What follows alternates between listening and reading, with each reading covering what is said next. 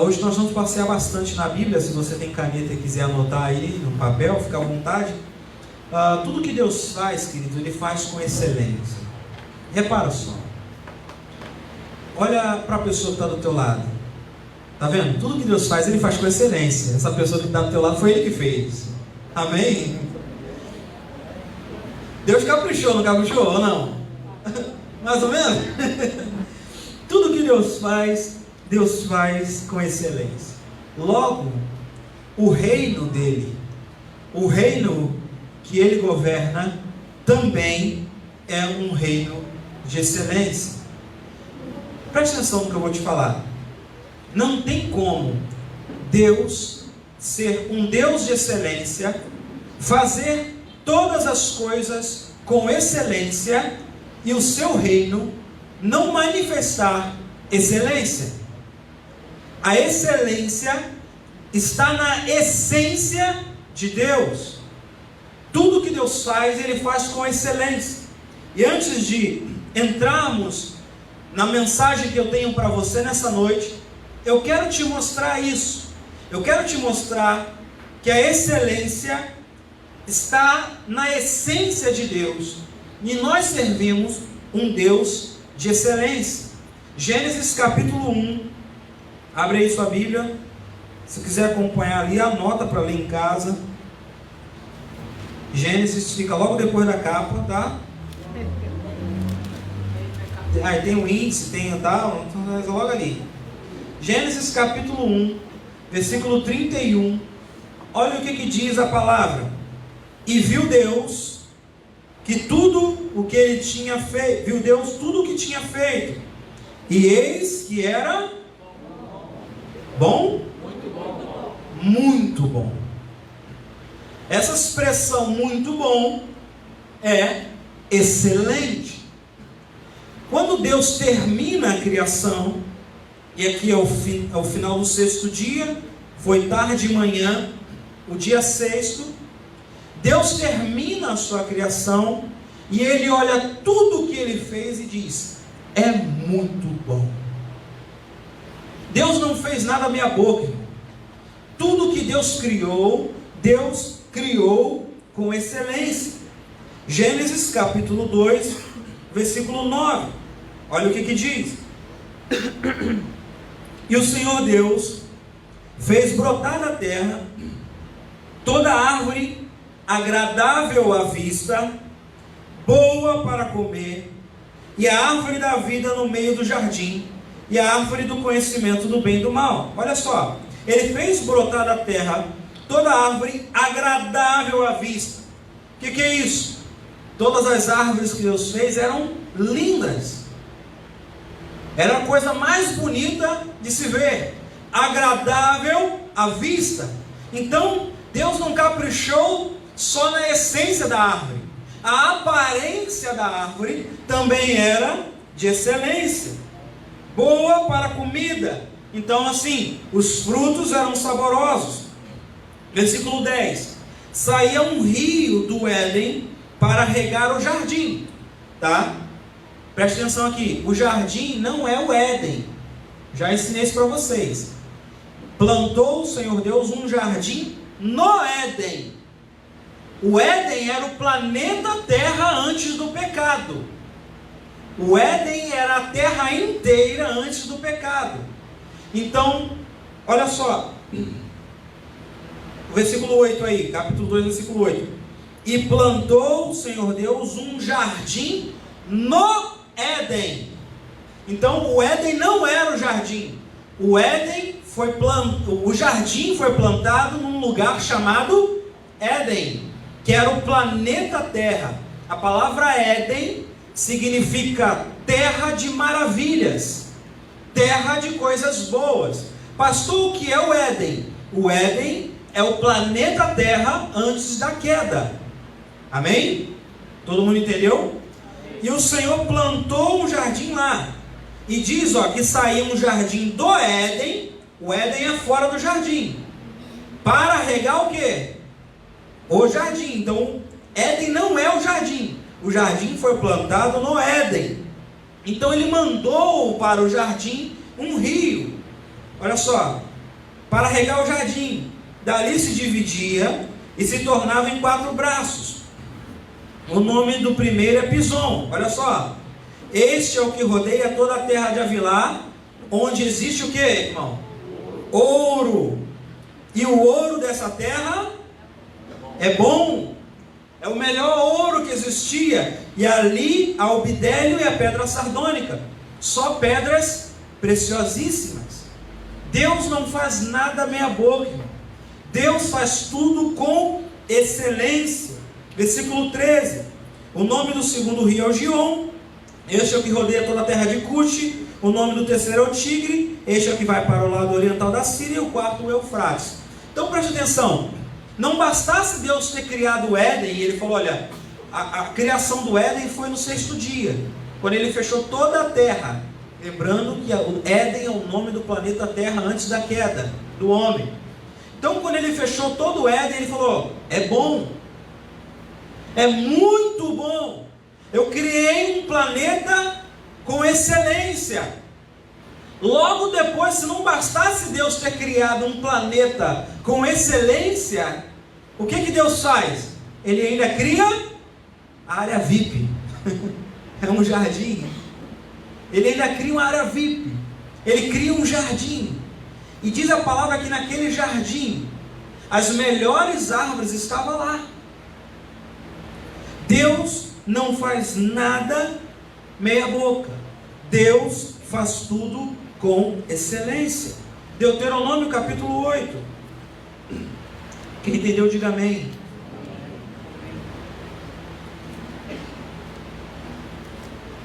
Deuteronômio. Esse é um bom nome para você botar no seu filho.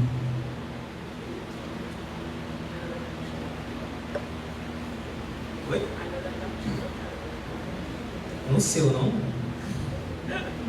Deuteronômio capítulo 8, versículo 7, diz assim: porque o Senhor teu Deus te põe numa boa terra, terra de ribeiros de águas, terras de fonte, de mananciais que saem dos vales, de mananciais que saem das montanhas, terra de trigo, terra de cevada, terra de vides, de figueiras, romeiras, terra de oliveiras, terra de azeite, terra de mel, terra em que você vai comer o pão sem escassez, nada te faltará nela, terra cujas pedras são ferro e cujas os montes tu cavarás o cobre.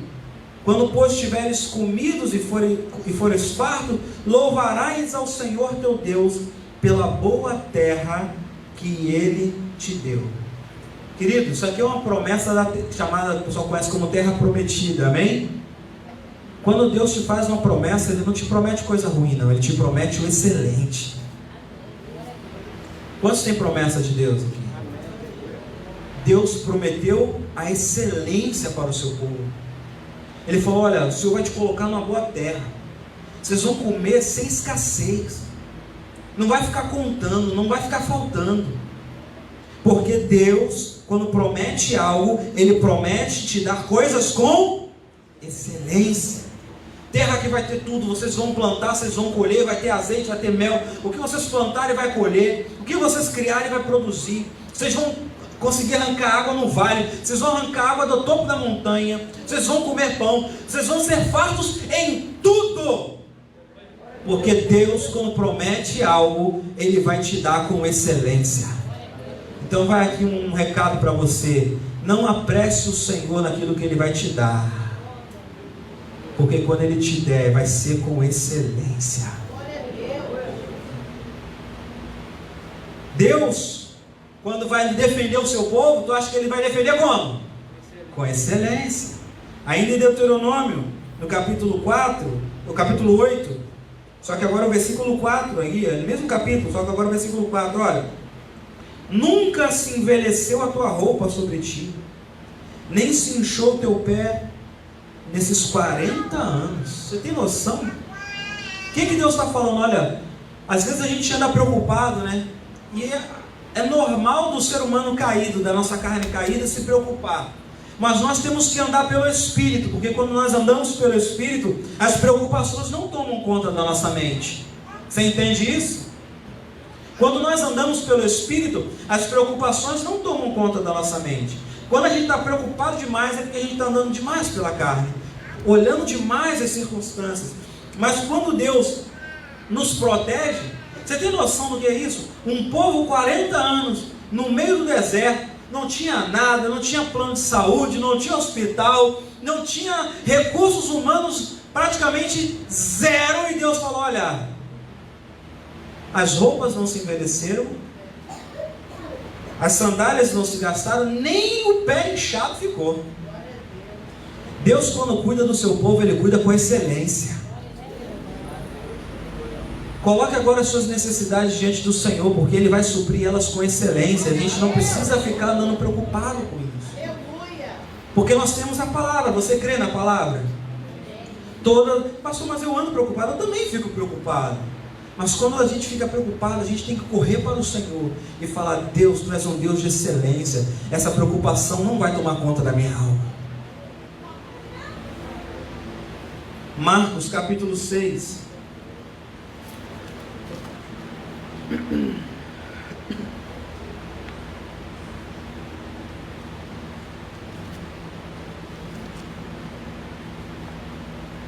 Marcos capítulo 6.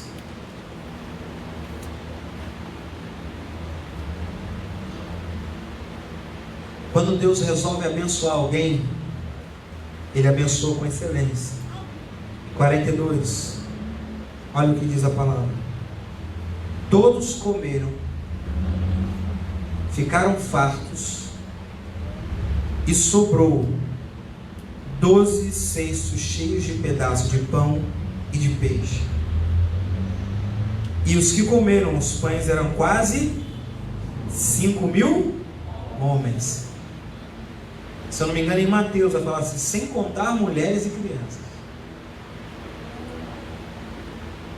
Preste atenção, irmão. Alimentar, vamos pegar só os 5.000. Alimentar 5.000 pessoas. Preste atenção no versículo 42. Todos comeram e ficaram com fome. É o que está escrito? O que é ser farto, irmão? Satisfeito, saciado. E aconteceu o quê? Sobrou. Os discípulos, quando foram pescar, ele falou: havendo pescado a noite toda, nada apanhamos. Jesus, quando decide abençoar alguém, irmão, Ele exagera na bênção. Amém? E que Ele te escolha para exagerar a bênção dele, em nome de Jesus. Os discípulos, Ele falou: volta lá e joga de novo. E aí os discípulos voltaram. Não bastasse, eles não pescaram só para eles, tiveram que chamar outro barco e falar: olha, pega peixe aqui. E diz a palavra que era tanto peixe que quase afundou os 2 barcos. Deus, quando Ele decide abençoar alguém, irmão, Ele abençoa com excelência. A bênção do Senhor na tua vida será tão grande que você vai ter que chamar outros para poder usufruir junto contigo. Porque nós temos um Deus que, quando escolhe abençoar, Ele abençoa. Agora você e eu, nós precisamos entender que Deus, quando abençoa, Ele abençoa com excelência. Você crê nisso? Eu vou te mostrar que muitos de vocês não creem. Como assim, pastor? Porque quando você vai orar, você não pede com excelência. Ah, Deus, se fosse só um negocinho já estava bom. Quando você vai orar, ao invés de você pedir a cura, você fala assim: pelo menos se eu melhorar, se a dor sumir, já está bom. Quem ora assim é porque não entende que Deus é um Deus de excelência. Ah, Deus, abre a porta. Você quer uma casa, vou te dar um exemplo. Você quer uma casa, amém? Aí você fala assim: se fosse só uma kitnetzinha já estava bom. Vai ganhar kitnet. Quem pede com excelência, quem conhece o Deus de excelência, pede com excelência. Pastor, o que você está querendo dizer? O que eu estou querendo dizer é que o nosso Deus, quando nos abençoa, Ele abençoa de verdade. Os discípulos falaram assim: nós não temos nem 200 denários de pão, como é que a gente vai comprar isso para todo mundo? Deus falou: traga aqui, o que vocês têm? 5 pães e 2 peixes. E Deus mostrou que Ele é o Deus de excelência. Deus, quando resolveu nos amar, irmão, Ele não amou meia boca, não. Deus, quando escolheu nos amar, Ele nos amou com excelência. Glória a Deus. Não precisa nem abrir, que todo mundo conhece. João 3,16. Porque Deus, de tal maneira, para que todo aquele que nele crê. Deus, quando decidiu me amar e amar você, Ele amou com excelência. Está escrito a palavra que Ele nos amou de tal maneira. E essa expressão de tal maneira é: Ele nos amou com excelência, ao ponto de dar o seu único filho por nós. E nele estava a plenitude do próprio Deus. Ele nos amou com tanta excelência que Paulo disse que Ele se fez pobre. E quando ele está falando que se fez pobre, Ele se dispôs de toda a sua glória para que nós nos tornássemos ricos. Aleluia. Glória a Deus. 2 Coríntios, capítulo 8. Deus, quando reserva para abençoar, meu, Ele abençoa com excelência. Versículo 9. Olha o que diz a palavra. Porque vocês já sabem a graça do nosso Senhor Jesus Cristo, que sendo rico, por amor de vocês se fez pobre, para que Ele, sendo pobre, vocês se tornem ricos.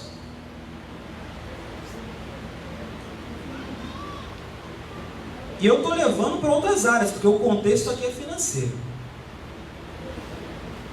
2 Coríntios 8 e 9, o contexto é extremamente financeiro. Mas eu estou levando para outra área. Eu estou dizendo que Deus, quando resolveu te amar, Ele te amou com excelência.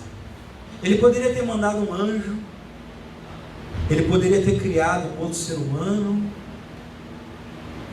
mas Ele decidiu tomar forma de carne. O Verbo se fez carne e habitou entre nós. E todos aqueles que o receberam, deu-lhes o poder de serem feitos filhos de Deus.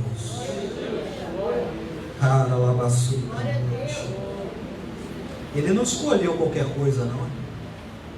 O nosso Deus é um Deus de excelência. E quando Ele prepara algo para receber os seus filhos, Deus prepara algo com excelência. Apocalipse capítulo 21, eu poderia ficar aqui citando todas as atitudes de excelência de Deus, mas Deus colocou essas no meu coração. Apocalipse capítulo 21, versículo 21, olha o que diz. E as 12 portas da cidade, que nós iremos para lá, amém? Amém? Eram de pérolas. 12 pérolas. Cada uma das portas era uma pérola. Olha só, a praça da cidade era de ouro puro. O ouro era tão puro que chegava a parecer vidro transparente. Tu acha que Deus vai construir qualquer coisa para você, irmão? Olha, vamos continuar. Capítulo 22 aí, o capítulo 22, versículo 1, olha. E aí João viu, olha a nossa casa aí onde a gente vai morar. Um rio puro da água da vida, claro como um cristal, que procedia do trono de Deus e do Cordeiro. No meio da praça, essa praça de ouro, né?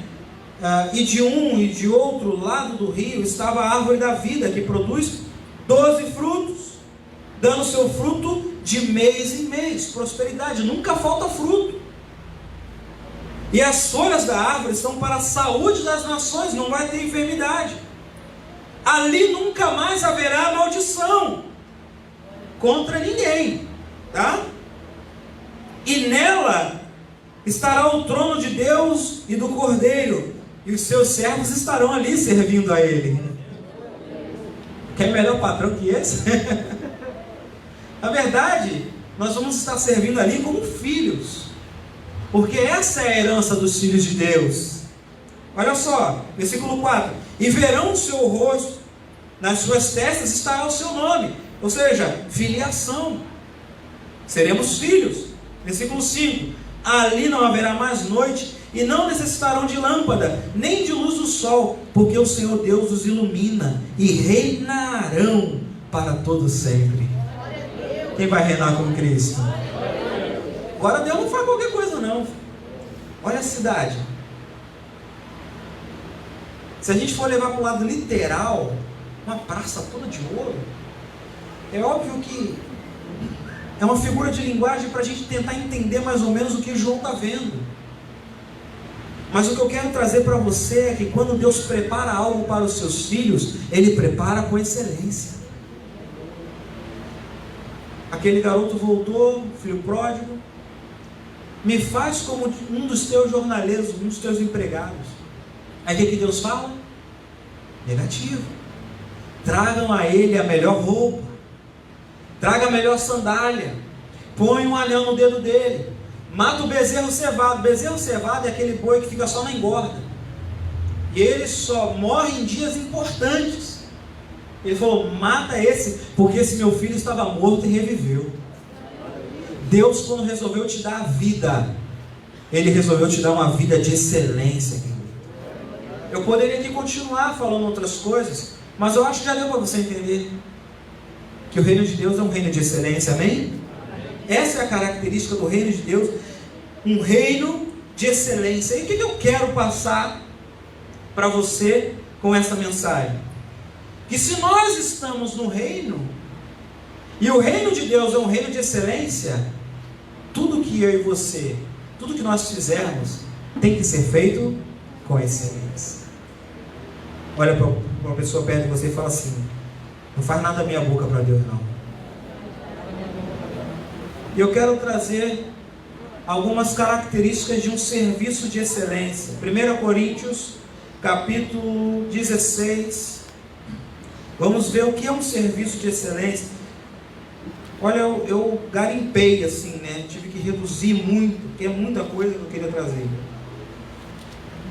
1 Coríntios, capítulo 16, no versículo 14, é um versículo bem simples que diz: todas as vossas coisas sejam feitas com amor. Todas as vossas coisas. Preste atenção, irmão, não é só o nosso serviço na igreja. Todas as nossas coisas, como pais, como mães, maridos, esposas, empregados, patrões, alunos, professores, seja qual for a tua profissão, como irmão, pastor, louvor, recepção, abrindo e fechando o portão, tudo nós devemos fazer com amor. Um serviço de excelência, ele é feito com amor. E o que é amor, pastor? Uma das definições que eu mais gosto de amor é sacrifício, é entrega. Porque Deus amou o mundo de tal maneira que deu. Então fazer as coisas de Deus com amor é fazer as coisas de Deus com todo o teu coração, é fazer as coisas de Deus com toda a tua alma e com todo o teu entendimento, assim como você o serve. Então, se vai fazer as coisas para Deus, se vai servir a Deus na igreja, se vai trabalhar na igreja, que seja feito com amor. Se vai casar, que você se doe ao seu cônjuge com amor. Se vai ter filhos, que você seja um pai e uma mãe amorosos, que saibam amar. E amar é totalmente diferente do que o mundo está dizendo que é amar. Amar não é aprovar tudo que o filho faz, mas tem que ser com amor. Tem que haver entrega. Olha o que Paulo orienta. Isso aqui é uma orientação final, que ele estava já finalizando a sua carta, e ele diz para a igreja de Corinto: olha, tudo que vocês forem fazer, façam com amor. Porque o amor, ele expressa a excelência. Eu imagino que quando Deus estava criando o mundo, Ele estava pensando em mim e você, e Ele já estava nos amando. Ele falou assim: eu não posso dar qualquer coisa para eles, eu não posso fazer qualquer mundo para eles, tem que ser o melhor. Então, se for fazer as coisas para Deus, faça com amor. E como eu falei, não é só no serviço da igreja. A palavra está dizendo bem claro que todas as vossas coisas sejam feitas com amor. Se vai fazer, se entrega para aquilo. Se vai fazer, se entrega para o que você vai fazer. Faça com amor. Segunda característica de um serviço de excelência. Colossenses capítulo 3. Colossenses capítulo 3. No versículo 23, nós vamos ler a segunda característica de um serviço de excelência.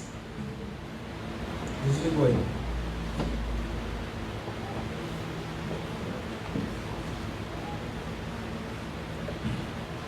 Amém? Todo mundo achou? Colossenses capítulo 3, versículo 23, olha o que diz: e tudo quanto fizerdes, fazei-o de todo coração, como se estivessem fazendo ao Senhor e não aos homens, sabendo que vocês vão receber do Senhor. Lembra da palavra da oferta? Quem é que nos recompensa? É o Senhor. Sabendo que vamos receber do Senhor o galardão da herança, porque a Cristo o Senhor é que vocês estão servindo. Então, um serviço de excelência, presta atenção aqui, um serviço de excelência abençoa o próximo. Um serviço de excelência abençoa pessoas. O pastor Caio, ele diz o seguinte: Deus só recebe amor no próximo. Porque se eu falo que amo a Deus e não consigo amar o meu irmão, tem uma coisa errada nessa história. O nosso serviço de excelência tem que ser visando também o bem do próximo. Olha o versículo 23. Façam de coração como se vocês estivessem fazendo ao Senhor e não a homens, mesmo que você esteja servindo a homens, mesmo que você esteja obedecendo a homens. Olha, por mais que nós estamos nessa terra servindo pessoas, quem recebe o nosso serviço é o Senhor. Quem recebe o nosso serviço nos céus é o Senhor. Olha aqui para mim que eu quero te explicar um negócio. A palavra malak ou melek, de algumas, dependendo da tradução, significa mensageiro, traduzido para nós como anjo.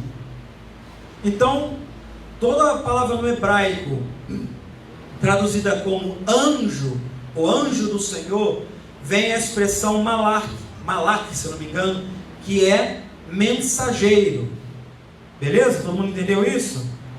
Daí vem o nome Malaquias, ou mensageiro. Malaquias significa um mensageiro.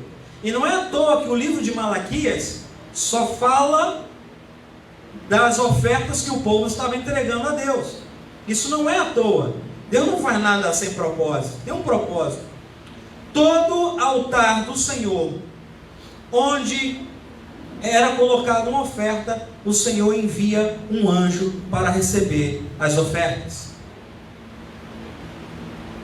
Todo altar do Senhor, existe um mensageiro do Senhor para receber ali os pedidos e as ofertas do povo de Deus. E isso que eu estou te falando foi manifestado em Cristo. Quando Jesus entrou no templo, ele tinha o costume de ficar em um lugar. Qual era o lugar que ele ficava? Ao lado do gasofilácio.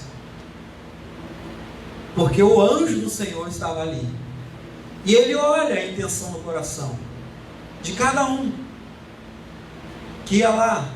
E aí nesse ponto veio uma viúva e jogou 2 moedinhas. Aí Jesus falou: presta atenção, porque Jesus, ele está aqui. E ele vem sondar os nossos corações. Lá quando Caim e Abel foram ofertar a oferta ao Senhor, diz que Abel trouxe a oferta ao Senhor, Caim trouxe uma oferta dos frutos da terra ao Senhor. Mas está escrito assim, olhou o Senhor, presta atenção, está escrito: olhou o Senhor para Abel e sua oferta. Antes de Deus olhar para o que você oferece a Ele, Ele olha para você primeiro, para saber com que coração você está fazendo isso. E agradou-se da oferta, ao passo que olhou o Senhor para Caim e sua oferta e o rejeitou. O que você está querendo dizer com isso? Que todas as vezes que vamos entregar algo ao Senhor, o Senhor está do lado do altar para receber as nossas ofertas. Mas antes de receber as nossas ofertas, Ele está olhando para o nosso coração. E aí Jesus estava do lado lá do gasofilares. Jesus estava lá. E aí Ele chamou os discípulos e falou: viu essa viúva? Mas tipo, sim. Olha como Ele é Deus e som dos corações. Ele falou: todos os outros estão dando do que sobra, e essa deu tudo o que tinha. Olha como é que Ele olha o coração. Por mais que eles estavam fazendo ali, e os dízimos e as ofertas, depois eu posso me aprofundar nisso, existiam 3 tipos de dízimo. Preste atenção nisso aqui, talvez você nunca ouviu isso daqui. Quando lá em Malaquias está escrito: trazei todos os dízimos, não está falando dízimos no plural de muita gente. Está falando: tragam todos os dízimos, os 3 tipos de dízimo que existia à casa do tesouro. Mas isso aí é outra história. Então é todos os tipos de dízimo à casa do tesouro. Mas essa é outra história, vamos seguir. O que eu estou querendo dizer é o seguinte: o templo, as pessoas, os sacerdotes usufruíam do dízimo. Então a oferta era utilizada por pessoas, amém? Mas quem recebia a oferta? O Senhor. E eu estou usando esse exemplo para você perceber que não é somente com dízimos e ofertas que Deus olha o nosso coração. Acabamos de ler Efésios 6:8, sabendo que cada um receberá do Senhor todo o bem que fizer. Deus olha para o teu coração quando você está trabalhando e o teu patrão não está te vendo. Como você está desempenhando esse trabalho? Deus olha isso. Deus olha para o teu coração quando você está longe do teu marido. Deus olha para o teu coração quando você está longe da sua esposa. Deus olha para o teu coração como você se comporta longe dos seus pais. Glória a Deus. Deus olha o meu coração quando eu desço desse lugar. Deus é o Deus que sonda os corações. Então nós podemos fazer coisas para os homens, mas quem recebe nos céus o nosso serviço, a nossa dedicação, a nossa excelência é o Senhor. Por isso Paulo fala: olha, vocês podem estar servindo aos senhores humanos, pessoas, mas façam como se estivessem servindo a Deus. Então o que Paulo está falando? Não faça um trabalho porcaria. Não faça um trabalho meia boca. Se dedique ao Senhor. Dê o seu melhor. Consagre o seu melhor. Trabalhe com excelência. Sirva com excelência. Ame com excelência. Se dedique com excelência. Faça com excelência. Porque o nosso Deus é um Deus de excelência. Terceira característica de um serviço excelente. Filipenses capítulo 2. É só voltar aí o livro anterior. Filipenses capítulo 2, no versículo 14, diz assim: fazei todas as coisas sem murmurações e nem... Em outras palavras, deixa eu colocar no português mais claro. Se for fazer, não vai reclamando não, tá, filho? Olha para o lado, às vezes essa pessoa que está do teu lado tem cara de reclamando, que faz as coisas reclamando. Faz não, né? Não, faz não. Faz não.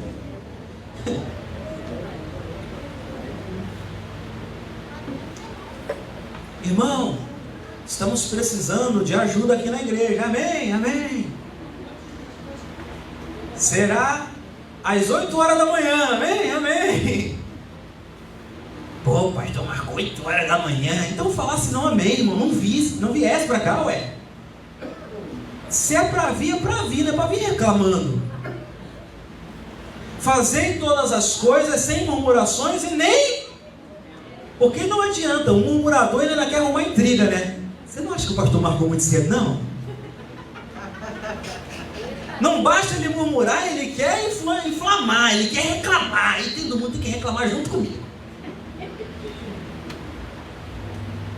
Mas graças a Deus não acontece. Só em Caxias, né? É uma pessoa Caxias. Mas olha o que Paulo está falando. Ele está falando isso bem claro. Façam todas as coisas sem murmuração. E se não está gostando, não arruma briga, não. É simples. É só falar assim, não estou gostando, não quero, não concordo. Tchau. Outra pessoa vai fazer. Mas se você pegou alguma coisa para fazer na casa de Deus, faça com alegria, irmão. E não é só na igreja. Quantas pessoas amaldiçoam o seu próprio trabalho? Esse trabalho aqui, essa empresa aqui, em vez de abençoar a empresa, em vez de falar bem da empresa, o meu patrão é só Jesus na causa, amém, então abençoa ele pela fé, que ele vai mudar em nome de Jesus. Mas aí fica lá trabalhando, reclamando. Quantas pessoas queriam estar trabalhando, tendo a oportunidade que você está tendo? Irmão, trabalha com felicidade, porque dali está vindo o teu sustento. Quando o povo foi levado para a Babilônia, eles foram para a Babilônia como escravos. Presta atenção, irmão. Eles foram para a Babilônia como escravos. Aí o que Deus fala para eles? Olha, orai pela paz da cidade pela qual eu vos enviei. Olha o que Deus está falando. Orem pelo aquele povo que está escravizando vocês. Não tem lógica isso. Humanamente falando não tem lógica. Mas ele encerra o versículo dizendo assim, porque na paz e na prosperidade dela, vocês terão paz e vocês prosperarão. Presta atenção, irmão. É você que vai ganhar com isso. É você que vai ganhar com isso. Então faça as coisas sem reclamar. Agradeça a Deus pelo teu salário. Agradeça a Deus pela provisão que Deus tem te dado. Quantas pessoas pegam, né? Não vou falar aqui, mas pega o salário. Esse salário de não dá para nada essa. Não é? Efeitos especiais. Efeito especial. Não tem ali o pi ali, eu tenho que fazer com a boca. Em vez de falar, Senhor, obrigado, eu te agradeço, não dá para nada isso. E aí fica amaldiçoando o próprio salário.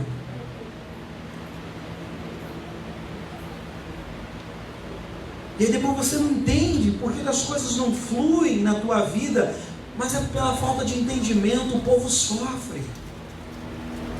Então abençoa o teu salário, faça as coisas sem contenda. Você não concorda, fica para você, mas aí fica querendo levar todo mundo junto. Não concorda aqui comigo também não. Não é assim, não é assado. Às vezes a pessoa nem viu, mas você foi lá falar com a pessoa vê o problema.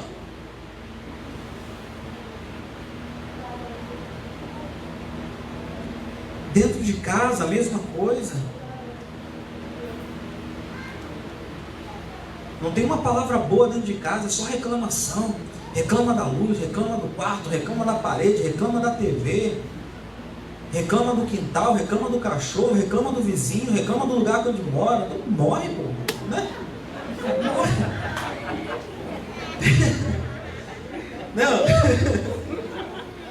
é possível, não é possível, irmão. Sinceramente eu não compreendo.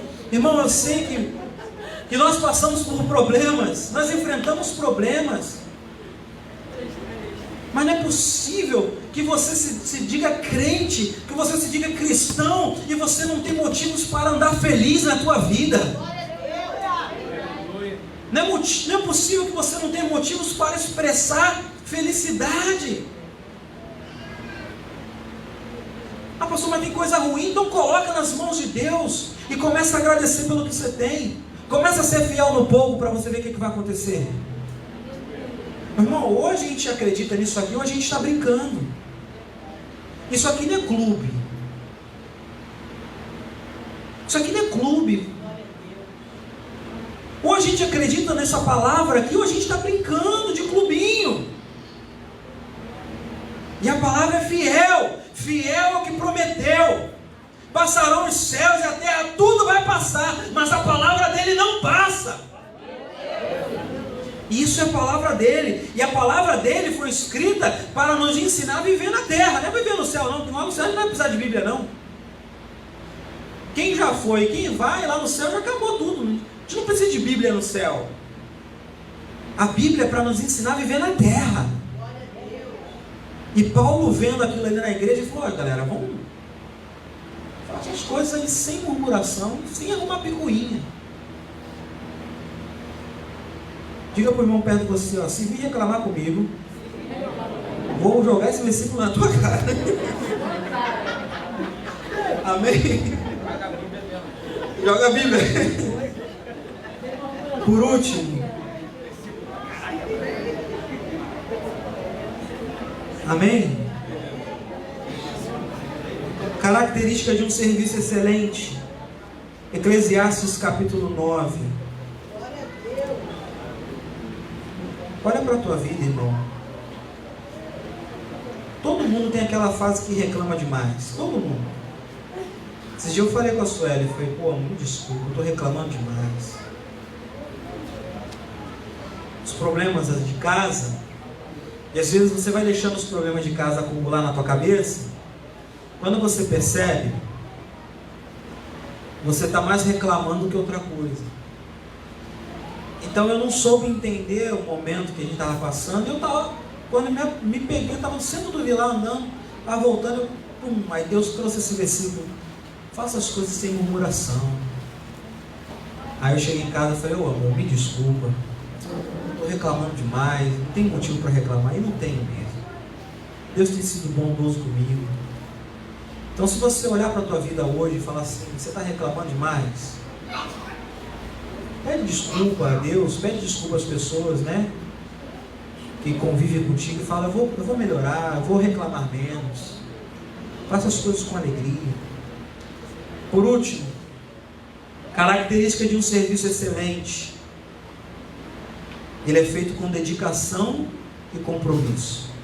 Eclesiastes capítulo 9, versículo 10 diz assim: tudo que vier à tua mão para fazer, faz conforme as tuas forças, porque para a sepultura, e deixa bem claro, no lugar que tu está indo, lá não tem obra, não tem projeto, não tem conhecimento, nem sabedoria alguma.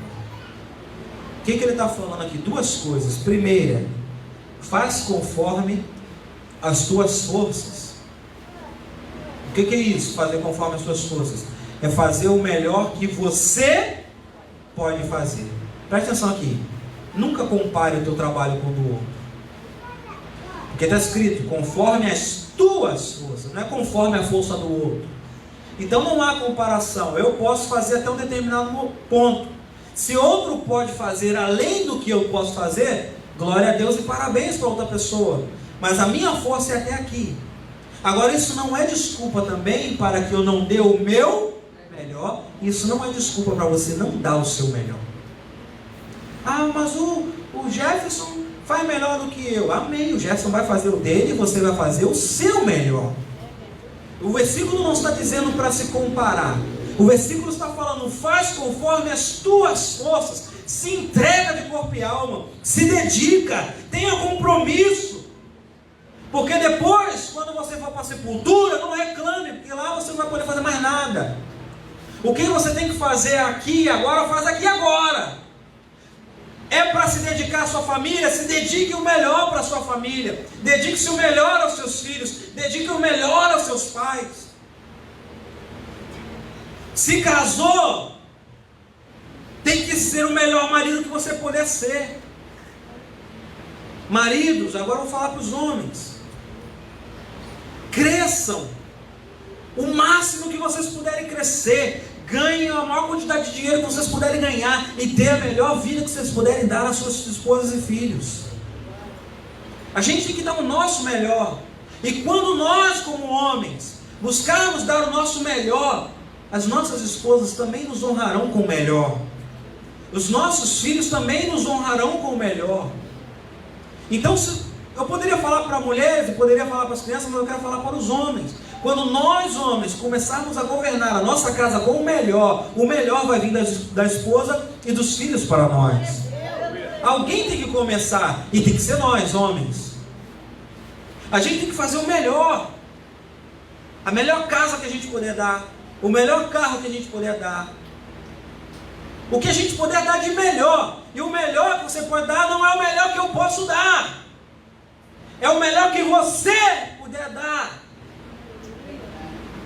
E quando Deus for te julgar e for te cobrar, e for me julgar e for me cobrar, Ele não vai falar assim: por que você não fez igual o outro? Deus não compara ninguém, presta atenção. Ele vai falar: por que você não fez o seu melhor? Faça o seu melhor, se dedique. Está em algum ministério na igreja? Estou. Faça o seu melhor. Se dedique. Tenha dedicação. Tenha empenho. Tenha esforço. Romanos capítulo 12, olha o que diz a palavra. Romanos capítulo 12.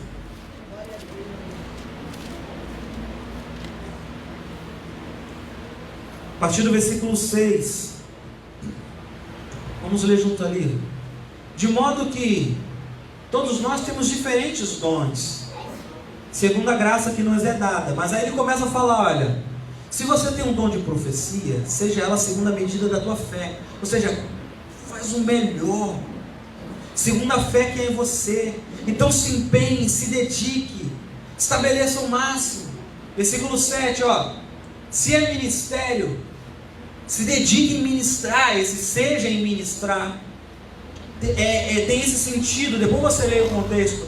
Se dedique em ministrar.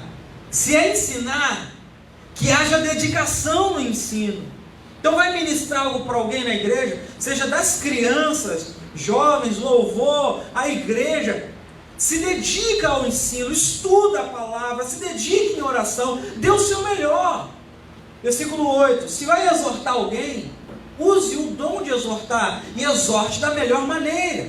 Se vai repartir, isso é ofertar, a palavra repartir ali é dividir o que você tem com alguém, faça com liberalidade. Se vai ofertar, oferte o melhor. Se vai ajudar alguém, ajude com o melhor que você puder dar hoje. Se vai presidir, e no caso aqui é administrar, faça isso com cuidado, ou seja, com sabedoria, com cuidado para fazer as coisas conforme a lei de Deus e conforme a lei dos homens. E que o exercício da misericórdia, ou seja, se vai ajudar alguém, ajude com alegria. Não vem com essa cara de carranca para a outra pessoa para ajudar a pessoa, não, tá? Se vai ajudar alguém, ajude com alegria. Se vai exercitar misericórdia com alguém, faça isso com alegria. Nós servimos a um Deus de excelência, o reino dele é de excelência, e nós também temos que ser excelentes em tudo que fizermos. Por isso que eu falo, nós vamos ter a melhor igreja que a gente puder construir neste lugar. Este lugar será um lugar de excelência. A localidade que nós estamos inserida, ela vai mudar por causa da excelência que há em nós. Eu não estou falando só da igreja não, estou falando de você lá na tua casa. Ao redor da tua casa tem que mudar, porque você está lá. E só quem quer dedicar o seu melhor ao Senhor, fique de pé.